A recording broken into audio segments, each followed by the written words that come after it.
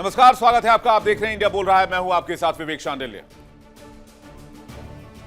दुनिया में कथित तौर पर शांति के ठेकेदारों ने मौत का तांडव शुरू कर दिया है। अमेरिका और इजराइल ने ईरान में जो किया उसे इंसानियत शर्मसार है।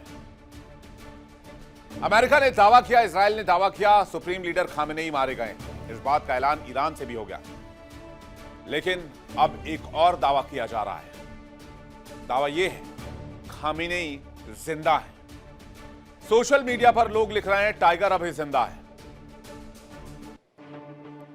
जी हां, सोशल मीडिया पर बॉलीवुड की एक फिल्म का भी बहुत जिक्र किया जा रहा है, जिस फिल्म का नाम था टाइगर जिंदा है। फिल्म की कहानी में हीरो मर जाता है, लेकिन अगली कहानी में वो फिर से वापस लौट आता है। तो क्या यही खेल ईरान में भी है? और क्या खामेनेई वाकई जिंदा है?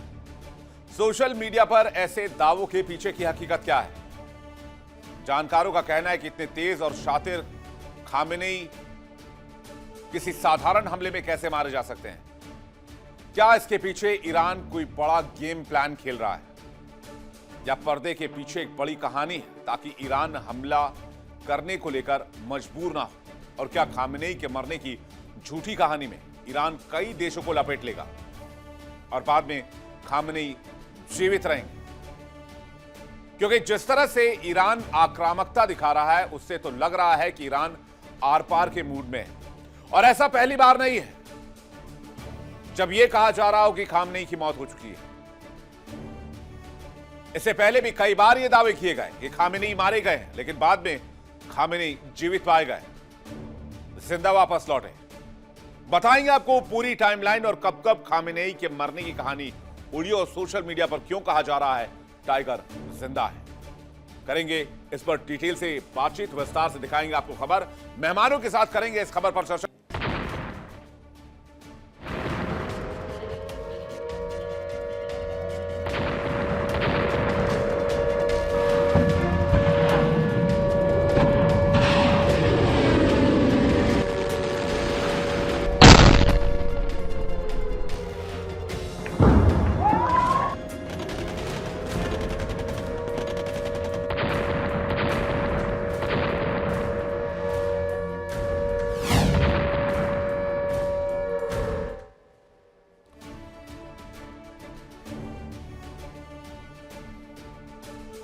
दुनिया भर में एक खबर आग की तरह फैल गई है, खामेनेई मारे गए, जिसके बाद मिडिल ईस्ट जल रहा है, इंसानियत शर्मसार है, बारूद की गंध फेफड़ों तक पहुंच रही है। दुनिया ने वो देखा जिसकी आशंका तक नहीं लगाई गई थी।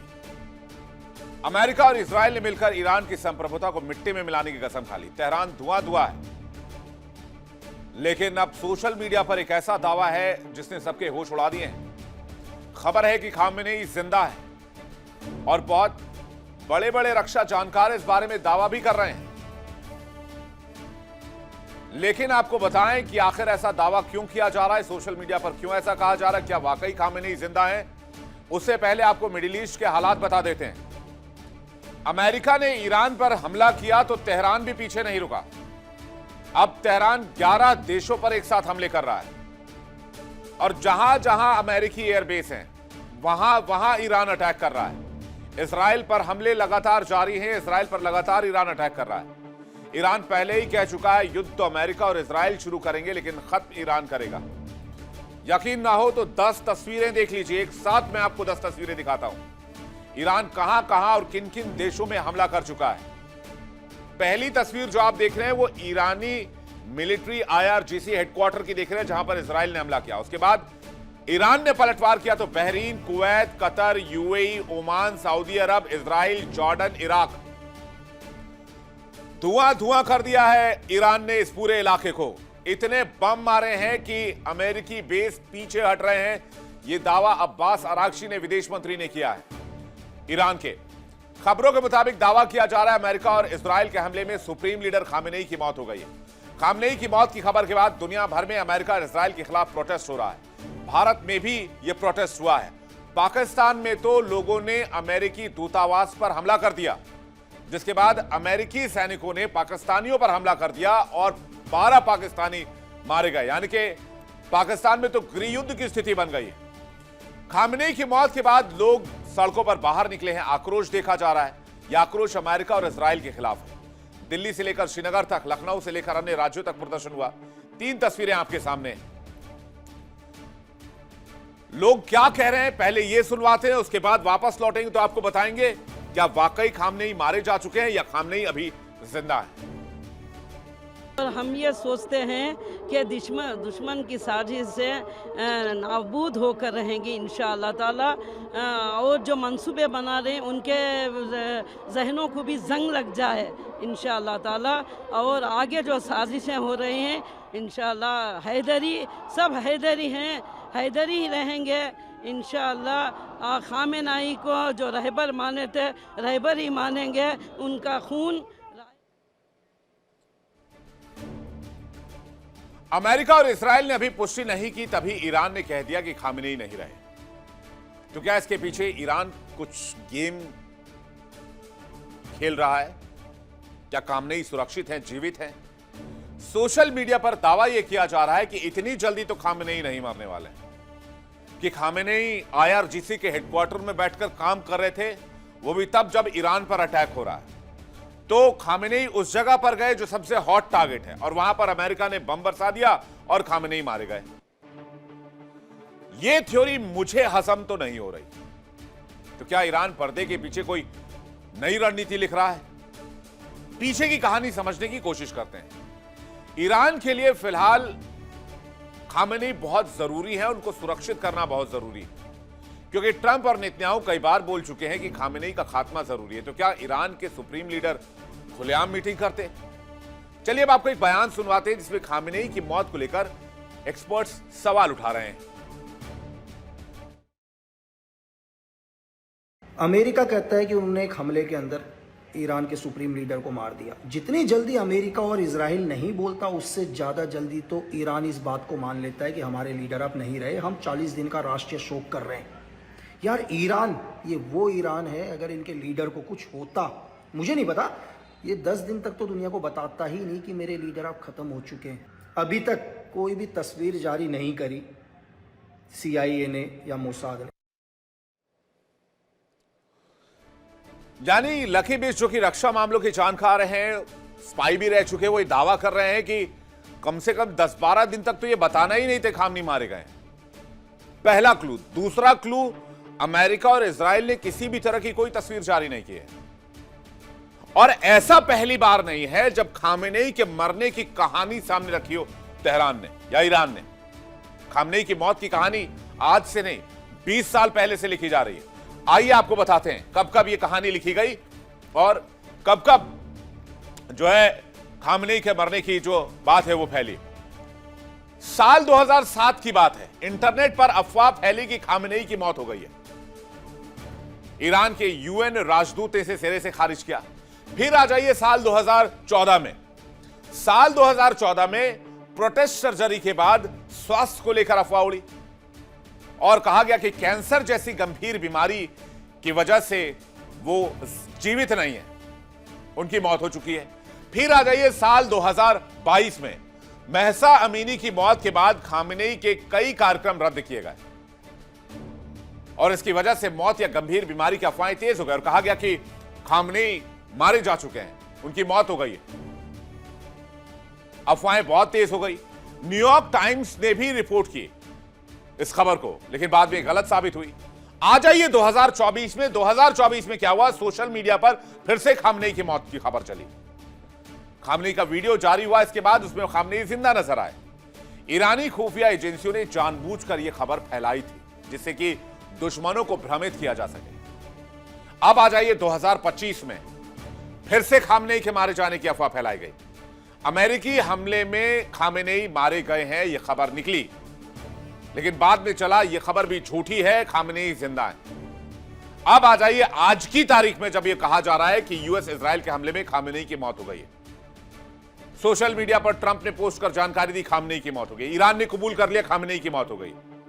लेकिन खामेनेई की मौत हो गई तो तस्वीर कहां है, प्रूफ कहां है? तो क्या खामेनेई जिंदा है? 1 मार्च को ईरानी स्टेट मीडिया ने मौत की खबर की पुष्टि की। खामेनेई की मौत पर 40 दिन का शोक घोषित कर दिया।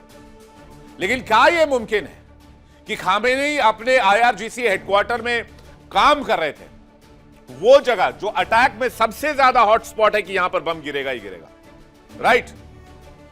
किसी भी देश पर हमला होता है तो वो कौन से हॉटस्पॉट होते हैं जहां पर सबसे ज्यादा अटैक होता है? आर्मी मुख्यालय, military installations, energy sector, power sector, transportation sector यानी कि रेल स्टेशन, बस अड्डे, एयरपोर्ट्स, यही सबसे हॉटस्पॉट्स होते हैं। और अगर यही सबसे ज्यादा हॉटस्पॉट है तो खामेनेई उस जगह जाकर बैठ गए जहां पर सबसे पहले हमला होना था, यानी कि आईआरजीसी का मुख्यालय तेहरान के अंदर। तो क्या खामेनेई वाकई मारे गए या खामेनेई जिंदा है? और ये अमेरिका और इजराइल के खिलाफ तेहरान की कोई बड़ी रणनीति है, क्योंकि खामेनेई को ही हटाने के लिए अमेरिका और इजराइल पूरी ताकत लगा रहे हैं। अगर खामेनेई गायब हो जाएंगे तो अमेरिका और इजराइल शांत हो जाएंगे, और इस बीच ईरान को थोड़ा टाइम मिल जाएगा कि ईरान थोड़ा यूरेनियम और एनरिच कर ले। कुछ भी हो सकती है पीछे की बात।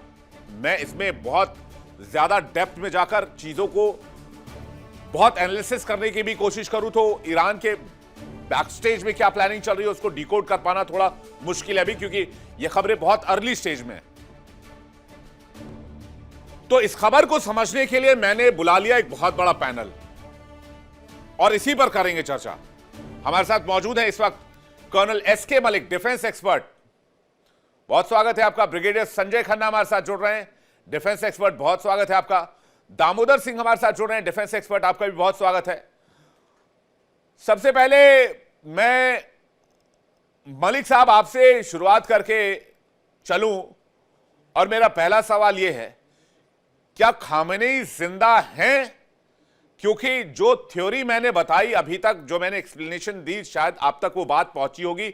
मुझे इस बात पर तो यकीन नहीं है कि खामेनेई एक ऐसी जगह बैठे हुए थे जो टारगेट लिस्ट में सबसे टॉप पर हो, और वहां पर अमेरिका ने हमला कर दिया और खामेनेई मारे गए। विवेक जी, थैंक यू। जय हिंद। जय हिंद सर। आपने जो एक्सप्लेनेशन दिया उसमें लॉजिक है। कल भी हम बहुत जगह मीडिया चैनल्स पे ये बात कर रहे थे जिक्र कि जब भी ऑपरेशन होता है, अगर कोई टॉप लीडर मारा भी जाता है या एलिमिनेट कर दिया जाता है तो कोई भी कंट्री उसको इतनी जल्दी डिस्क्लोज नहीं करता, क्योंकि इससे उसके ऑपरेशन, उसकी फोर्सेस के ऊपर यानी वहां के सिविलियंस और वहां के नागरिकों के ऊपर एडवर्स इफेक्ट आता है। और यही इस बात समझ में नहीं आ रही कि इतनी जल्दी ईरान ने इसको स्वीकार कर लिया है, तो कहीं ये मिस इंफॉर्मेशन वॉरफेयर का हिस्सा है या एक साइकोलॉजिकल ऑप्स है, या दोनों ही है। लेकिन इसके साथ साथ जब हम बात को थोड़ा सा एनालाइज कर रहे थे तो हमने देखा कि कल रात के अंदर नेतन्याहू ने, प्राइम मिनिस्टर नेतन्याहू ने इस बात का संभावना जताई थी। उन्होंने गारंटी नहीं कहा था कि यस ही इज डेड, उन्होंने कहा इस बात की संभावना है कि ही नो मोर। तो ये बात अब प्रधानमंत्री नेतन्याहू बोल रहे थे, तो इस बात पे थोड़ा ध्यान रखें कि इस बात को लाइटली थोड़ा नहीं लिया जाना चाहिए, बिकॉज प्राइम मिनिस्टर नेतन्याहू वो है कि जो मोसाद के बॉस है, हेड है, और एक तरह से उनकी हर बात में कुछ वजन होना चाहिए। लेकिन ये बात दूसरी जगह ये भी एक तरह से डाइजेस्ट होने में मुश्किल हो रही है कि ईरान जैसा कंट्री इतनी जल्दी से अपने सुप्रीम लीडर का एक तरह से एलिमिनेशन मान लेता है, क्योंकि उनको भी मालूम है कि इस बात का फर्क इंटरनेशनल मीडिया में आएगा और इस पे उनके देश के अंदर भी फैलेगा जरूर। हाँ, ये बात जरूर है कि उन्होंने अपने अंदर इंटरनेट को थोड़ा कंट्रोल किया होगा, सोशल मीडिया का कंट्रोल किया होगा, सो दैट पब्लिक के अंदर पैनिक ना फैले। तो ये मेरी रीजन हो सकता है कि शायद उनको उसमें इस बात को फैलाने में कोई उनको नुकसान नहीं लगा हो। लेकिन अगर हम देखें स्ट्रेटेजिकली, जो प्रेसिडेंट ट्रंप साहब हैं या प्राइम मिनिस्टर नेतन्याहू साहब है, उन्होंने दोनों ने इस बात को एक तरह से सर्टिफाई किया है कि उनको मार दिया गया है। पर बात यह है कि जी, अब दोनों पक्षों को विचारने के बाद यह लगता है कि अभी ऑपरेशन चल रहा है, ऑपरेशन अभी अंडरवे है, मिडवे है, अभी कुछ कहा नहीं जा सकता। हम भी इस बात पर नहीं पहुंच सकते कि नहीं, लेकिन जो बात आईडीएफ कह रही है कि हमने आईआरजीसी के कमांड सेंटर पर हमला किया और वहां पर खामनेई मौजूद थे, हमारे पास इंफॉर्मेशन थी और खामनेई मारे गए। जब ईरान पर अटैक हो रहे हैं तो कोई भी सुप्रीम लीडर जो इतना जरूरी है उस देश के लिए, वो किसी ऐसे कमांड सेंटर में क्यों बैठेगा जो सबसे ज्यादा हॉट टारगेट होगा? वो तो बंकर में रहेंगे या फिर ऐसे किसी अनडिस्क्लोज लोकेशन में रहेंगे जहां पर उनके होने की जानकारी ही ना हो। विवेक जी, इस कंफ्यूजन और इस रहस्य के दौरान मैं एक चीज, थोड़ा सा एक पॉसिबिलिटी जरूर पाता हूं। जी। देखिए, ये जो 3 महीने से चल रही थी कि आज अटैक होगा, रात को होगा, कल होगा, परसों होगा, हम डेली देख रहे थे ये घटनाएं, डेली डेली हाँ। हो रही थी और बातों के स्थान बदले जा रहे थे। बातों के एक तरह से देखा जाए ऐसी शर्तें थी, उनको पता था ईरान नहीं मानेगा, तो एक तरह से ये बात बिल्कुल साफ दिख रही थी कि बातों के जरिए समय को बाई किया जा रहा है दोनों साइड के द्वारा। अब एक स्थिति ऐसी आती है जब आप बातचीत करते करते एक लंबा वक्त बिता देते हैं, तो कुछ सिक्योरिटी महकमे के अंदर भी इनहेरेंट थोड़ा सिलेक्टनेस आ जाती है। ये थोड़ा नेचुरल है। नहीं, लेकिन तो खामनेई हो को लेकर मुझे नहीं लगता इतना बड़ा रिस्क लेंगे वो। मैं ब्रिगेडियर साहब का एक रिएक्शन चाहूंगा, उसके बाद दामोदर सिंह आपके पास। और ब्रिगेडियर साहब, आपको लगता है जो बात मलिक साहब कह रहे खामनेई को लेकर इतना बड़ा रिस्क लेंगे वो भी ऐसी स्थिति में जब ईरान अंडर अटैक हो? विवेक देखिए, अगर ये सोची समझी एक स्ट्रैटेजी है तो मैं कहूँगा कि शाबाशी देनी चाहिए ईरान को, पर मुझे नहीं लगता कि खमनी बचे हैं। उसकी वजह ये है कि जब पिछले साल भी दोनों देशों के बीच, ईरान और इजराइल के बीच युद्ध चल रहा था, हाँ। तो उससे पहले बहुत से इंटेलिजेंस रिसोर्सेज इंक्लूडिंग ह्यूमनिट वहाँ ईरान में भेजे गए थे। मोसाद के भी थे, CIA के भी थे, और उस टाइम उन्होंने IRGC के भी कमांडर्स को कॉम्प्रोमाइज कर दिया था। और यही वजह है कि जो टॉप साइंटिस्ट जो न्यूक्लियर साइट पे उनके काम कर रहे थे ईरान के, साथ ही साथ उनके मिलिट्री लीडर्स, हमें पता है प्रिसिशन स्ट्राइक्स के साथ मारे गए। और ये तभी पॉसिबल हुआ जब इंटेलिजेंस गैदरिंग होती है, सर्विलेंस होती है, सैटेलाइट इमेजरी, रेडिएशन। आजकल तो ये है कि मतलब आपकी रेडिएशंस तक पिकअप हो जाती हैं। तो तब से लेके आज तक जो है 101% ये CIA और मोसाद जो है वो इस टो में था कि कहाँ पे खमनी का पता चले। क्योंकि जब पिछले साल जब ये युद्ध चली थी और इस साल भी शुरू में, उस टाइम खमनी अपना मतलब तकरीबन डेली वो अपनी जगह बदल रहे थे, चाहे टनल, अंडरग्राउंड टनल के थ्रू दूसरी जगह जा रहे थे, या उनको किसी तरह से कैमोफ्लेज करके ले जाया जा रहा था। जो भी था वो बच गए। अब ये जो टाइम, अभी हम टाइम की चर्चा कर रहे हैं, जैसे विवेक साहब भी, अपना कर्ण साहब भी बता रहे थे और विवेक आप भी बता रहे हैं कि एक टाइम जो है 3 महीने 2.5 महीने का लिया गया है। और ये उस टाइम ये जताया गया कि अमेरिका जो है वो एक संधि में विश्वास रखता है, और इसीलिए वो बार बार ईरान को बोल रहे हैं कि भैया आप निगोशिएटिंग टेबल पे आ जाइए और डिस्कस करते हैं और ये मसले को ख़त्म करते हैं। पर अमेरिकन प्रेसिडेंट बहुत ही शातिर हैं। पता है आपको कि पिछली बार भी जब ये सीज फायर की बात हो रही थी ईरान और इजराइल के बीच में, एकदम से उन्होंने अपने B-2 बॉम्बर्स डिप्लॉय करके जो है नतांज में, इरसान में, फोर्दो में जो न्यूक्लियर साइट्स थी उनके ऊपर एकदम से अटैक कर दिया था। अंदेशा था, पर यह था हो सकता है 15 दिन बाद हो, 1 महीना बाद हो, पर उन्होंने एकदम से कर दिया। और यही सिचुएशन अब हुई है। क्यों उन्होंने अटैक किया? जो मेरी समझ में आता है कि उनको 101% ये यकीन हो गया था कि अल खमेनी की लोकेशन क्या है। देखिए, ये ऑपरेशन का मुद्दा, मेन मुद्दा ये है कि इजराइल को जो है, सॉरी, ईरान को जो है वो न्यूक्लियराइज्ड स्टेट नहीं बनाना है फॉर मिलिट्री पर्पस, कि उनके पास कोई भी न्यूक्लियर मिसाइल्स ना है, पहली चीज़। दूसरा, रजीम चेंज की बात हो ही रही थी, बहुत टाइम से हो रही है। इनफैक्ट 1979 में जब आयतुल्लाह खोमेनी आए थे, ये खमेनी है वो खोमेनी है, तो उन्होंने पूरा इस्लामिक रेडिकलाइजेशन इतनी ज़्यादा ले आए थे कि आज के जो आज की अगर हम बात करें तो ईरान में जनता बटी पड़ी है। वो बहुत से ऐसे हैं जो कि चाहते हैं कि हम जो 1979 से पहले एक मॉडर्न देश थे, एक प्रोग्रेसिव देश थे, हम वहाँ जाना चाहते हैं। और जो रेडिकलाइज हैं, जैसे IRGC के जितने भी सैनिक हैं या कमांडर्स हैं, वो सब रेडिकलाइज हैं। तभी वो जो इनर कोटरी है, इनको प्रोटेक्शन जो दी जाती है अल खमेनी को, वो IRGC से दी जाती है। तो ये पूरा, नहीं सर, ये थ्योरी की लोकेशन डिस्क्लोज हो गई थी और अमेरिका के पास प्रिसाइज लोकेशन थी, इजराइल के पास भी प्रिसाइज लोकेशन थी, और इसलिए अटैक शुरू किया। अगले ही दिन खामेनी को असैसिनेट कर दिया अमेरिका ने या इजराइल ने। इसको लेकर अभी तक CIA ने या फिर मोसाद ने कोई जानकारी नहीं दी है। मतलब वो कह रहे हैं मारे गए, सब कह रहे हैं मारे गए। विवेक, ऐसा है कि हमें समझने की एक चेष्टा करनी चाहिए। हाँ। आज तक पिछले साल जो है इनके न्यूक्लियर साइट्स पे अटैक हुए थे, हाँ।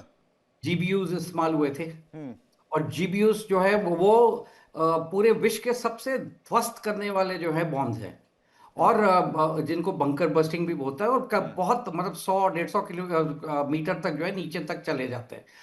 आज तक कहीं पे भी या ईरान ने या मोसाद ने या सीआईए ने या प्रेसिडेंट ट्रंप ने किसी ने स्टेटमेंट ये नहीं दी कि वहां तबाही क्या हुई और कितनी हुई। वैसे ही ये जहां पे भी लोकेटेड थे, जो सुनने में आया कि तकरीबन 30 मिसाइल्स या बॉम्ब्स उस लोकेशन पे डाले गए हैं। अगर इतनी ज्यादा तबाही की है तो देखिए, मारे तो गए हैं। देखिए इंडिया डेली 24/7 अब आपके स्मार्ट टीवी पर। इंडिया डेली मौजूद है सभी डिजिटल प्लेटफॉर्म पर लाइव और लगातार। इंडिया डेली 24/7 हर दिन राष्ट्र को समर्पित।